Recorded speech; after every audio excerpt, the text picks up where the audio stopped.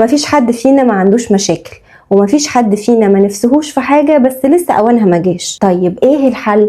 ربنا قال في سورة غافر: وقال ربكم ادعوني أستجب لكم. يعني وعد من ربنا بإننا لو دعيناه هيستجيب لينا. يبقى الحل في الدعاء. فأنا لو عندي مشكلة أو حاجة عند عبد بقوم أتوضى وأحسن وضوئي وأقوم أصلي ركعتين بنية قضاء الحاجة، وممكن أخليها بأكتر من نية زي إنها تبقى بنية قيام الليل كمان. بقول أول الدعاء الصيغة الإبراهيمية، وبعد كده بقول دعاء قضاء الحاجة: لا إله إلا أنت الحليم الكريم، لا إله إلا أنت رب العرش العظيم، الحمد لله رب العالمين، اللهم إني أسألك موجبات رحمتك وعزائم مغفرتك والغنيمة من كل بر والسلامة من كل إثم والفوز بالجنة والنجاة من النار.